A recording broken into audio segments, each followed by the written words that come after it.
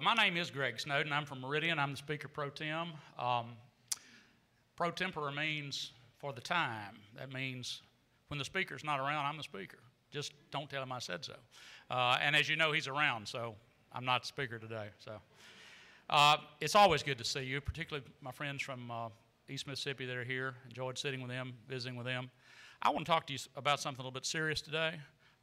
Some things I think need to be said, and I'm going to get right to it. I want to talk to you about the $1.5 billion broken promise.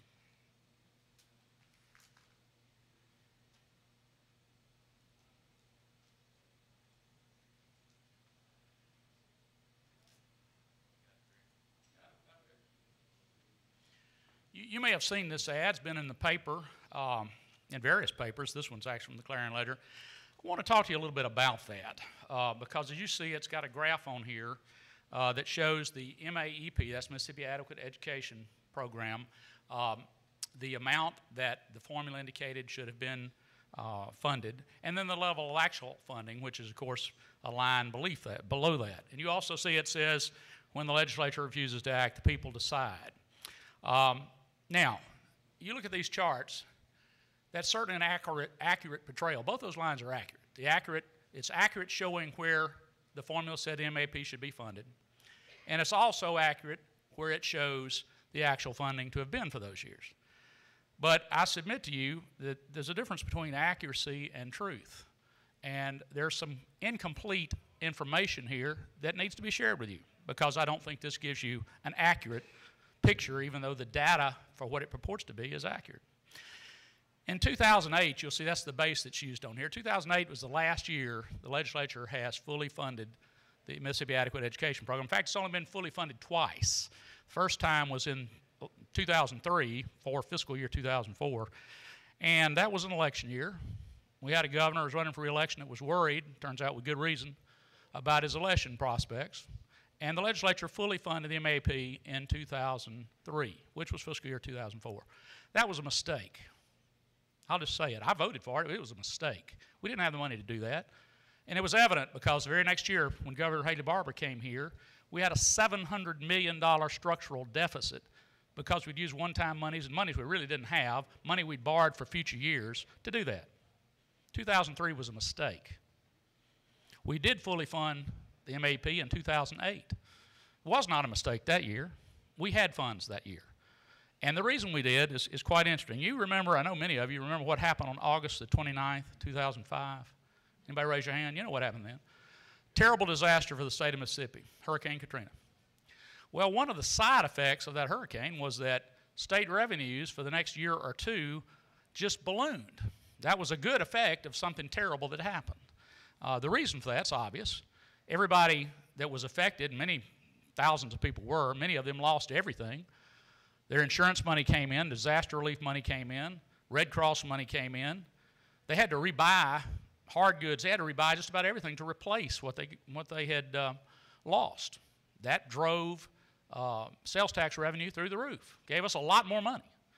All the reconstruction on the coast and the various things that had been destroyed that were rebuilt, that generated revenue. That generated income tax revenue for a lot of people. We had a lot more money in 2008.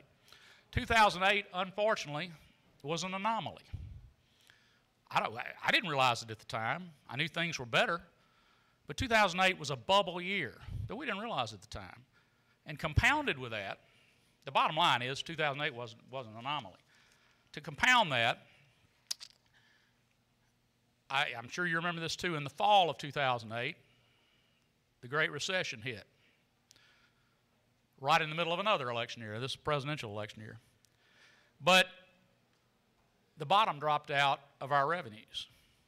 Not only had they been artificially, to some degree, inflated for 2008, they were devastated after that. Now, one thing this chart doesn't show you, and you won't be told, I don't guess, unless I tell you, so I hope you're listening, is that the legislature of the state of Mississippi voted in 2009 and in 2010 to fully fund the Mississippi Adequate Education Program. We appropriated for that both those years. Funny thing happened, though. In 2009, in the middle of the year, the governor was required to cut all the budgets including education. The education cut was $76 million, mid-year fiscal year 2009. 2009, in fiscal year 2010, we again voted to fully fund the Mississippi Adequate Education Program.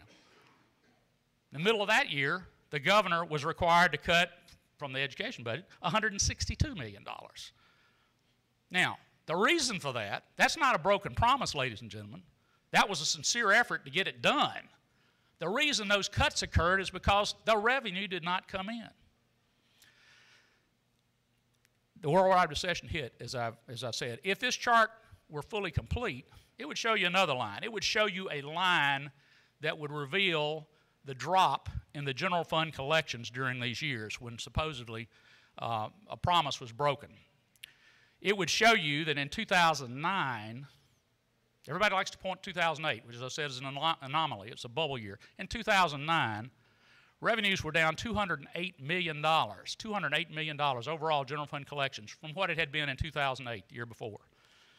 In 2010, 2 years after 2008, general fund revenues were down $441 million from what they had been 2 years before.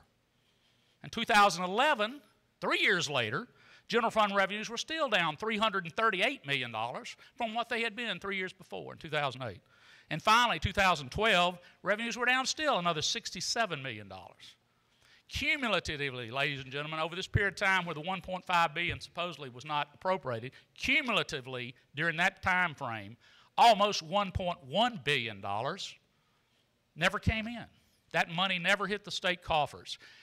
You need to understand that phantom money that never hit the state coffers is the same money that 21 school districts are now filing suit against the taxpayer seeking to recover because of some broken promise. Money that never made its way to the state coffers. Now, to the credit of the folks that are behind Initiative 42, they don't make any claim for any back money, and I appreciate that. I think maybe they understand this. But this is their data. They're using the same argument. The $1.5 billion just wasn't appropriated. Well, ladies and gentlemen, that money, most of that money, was never in the state coffers to begin with. Another thing this chart would show you, perhaps, if it were as accurate as I think it should be, is that this focuses only on the general fund. This is kind of amusing to me because lots of times when you tell people, well, our K-12 education is about 40% of our budget, no, it's about 20% because they look at the entire budget, not just the general fund budget. Well, that's fine and good. It's kind of apples and oranges, but depending on what you're looking at. What's interesting about this is there's some serious revenue that came directly into K-12 in lieu of general fund money that's not reflected on this chart. And if you remember what this is, anybody remember the American Recovery and Reinvestment Act of 2009, ARA, stimulus money? In fiscal year 2009, $49 million came directly in to MAEP, into K-12 education from ARA, in lieu of general fund monies, which, as I've shown, weren't there. In 2010, it was $111.5 million. In 2011, $128.4 million. During this period of time, almost $300 million in federal stimulus money was paid in to the state, and we put that into K-12 in lieu of the general fund money that we didn't have. That's not shown on this chart. Another thing about this chart, if it wanted to give you a full picture, would have to show you the status of Medicaid during these years. In 2008, which as we've seen is the base year, the year everybody loves to point to, that's the year they did things right. 2008, the state support for Medicaid was $587 million. $587 million. In our current fiscal year, well, in the fiscal year to come, the LBR, Legislative Budget Recommendation, which is always low. It's low for everything because we're limited in what we can do over there as far as until we get over here in the appropriation process, there's monies that technically we can't use. But the LBR recommendation is $882 million for state support of Medicaid. And the truth is, we are told that we probably have a deficit of another $100 million. We're looking at spending right at $1 billion in state support for Medicaid in the coming year.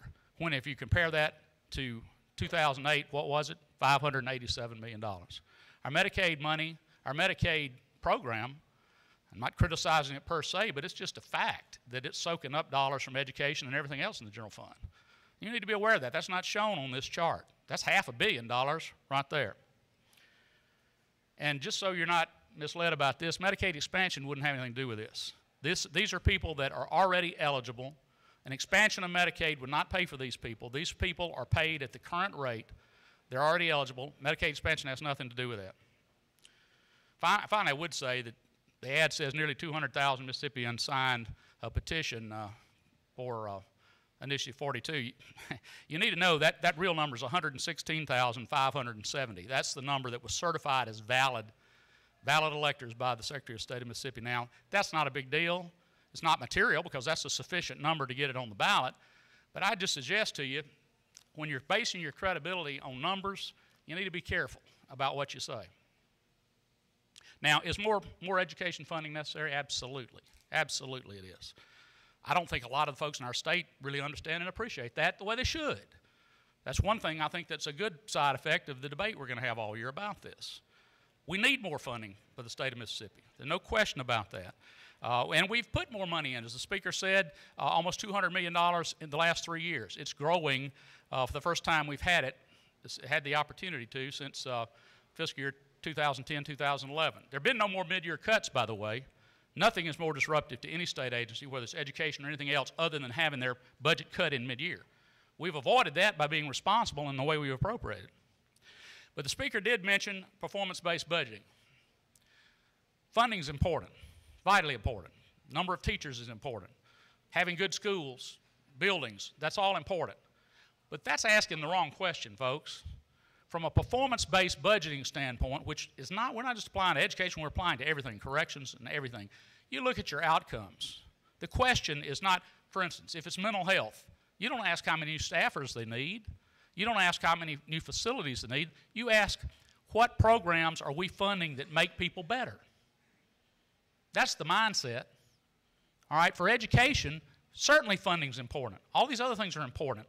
But they're not a means, they're not an end unto themselves. They're a tool. They're a means to an end. The question we have to ask is, are we being effective? At a program level, the programs we're funding, are they doing what we want them to do to give our kids the best education possible? That's the question that has to be asked from a performance-based study. So it's not that we don't need more funding. It's just that's not the question.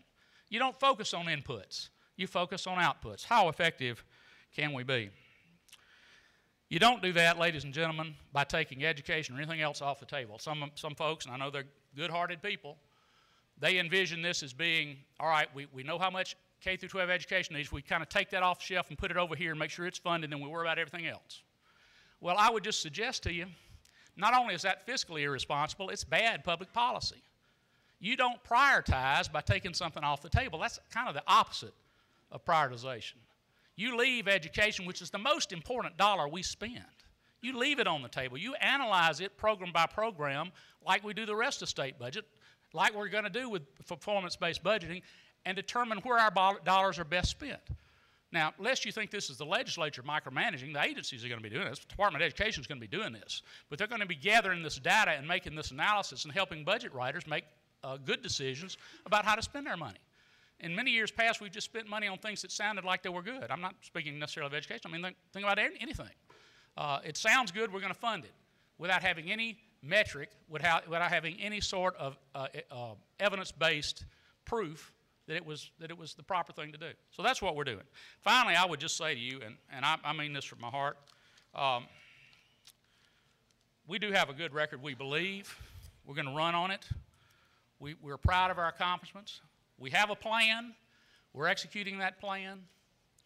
If you don't agree with that, that's certainly your privilege. It's your right as a free American, okay? We have elections this year. Go to the polls, okay? But let me just urge you to do one thing. If you don't like the legislative leadership, if you don't like the direction of this legislature, change the legislature. It's within your power at the ballot box. Change the legislature. Don't change the Constitution. Thank you.